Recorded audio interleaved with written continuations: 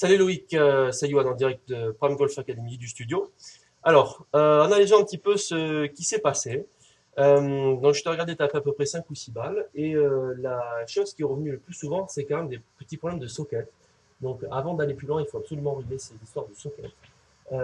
Donc, voici ce qu'on a vu en vidéo. Donc, sur la vidéo de gauche, c'était plutôt, pour ton niveau, pas trop mal. Il y avait vraiment de bonnes choses, comme on peut voir. Je ne vais pas rentrer dans les détails puisque je vais directement à l'essentiel. Où, ici, donc, la socket, ça veut dire que le club vient présenter le tube et le shaft devant la balle au lieu de la face de club. Donc, on voit ici que la face de club est bien derrière la balle et on voit qu'au moment de l'impact, c'est plutôt, si j'arrive, c'est plutôt voilà, le tube qui vient se présenter devant la balle. Donc évidemment, là, la socket, la balle finit à droite, comme on peut voir, et fait à peu près 10 mètres, pas plus que ça. Donc pourquoi?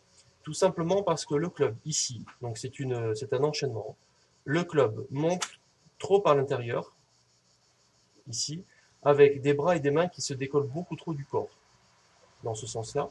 Ensuite, là, la position semblerait parfaite, mais à partir de là, le haut du corps et le club vont faire, comme on voit ici, un par-dessus, on voit bien dans ce sens-là, et le club va se retrouver cette fois à l'extérieur du plan, donc au-dessus du plan, et à partir de là, eh bien, c'est déjà trop tard, puisque là, on vient présenter le tube face à la balle, et non plus la face de club.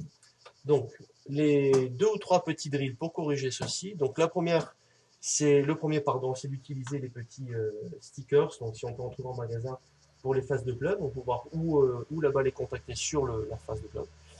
Le deuxième, c'est donc de mettre un gant sous l'aisselle droite, de manière à bien garder cette connexion.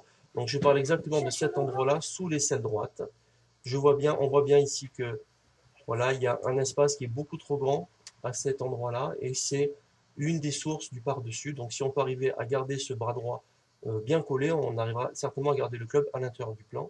Et la dernière chose, le dernier drill, c'est d'avoir donc deux balles qui sont situées sous la pointe des pieds, de manière à ce que le poids du corps ne vienne pas se déplacer trop sur la pointe, comme on le voit ici, encore en déplacement trop sur la pointe des pieds, et là, une traversée trop sur la pointe des pieds également. Donc, deux balles sous la pointe des pieds de manière à garder le poids du corps un peu plus sur les talons ou sous les talons. Et je te promets une grande progression. Voilà mon ami.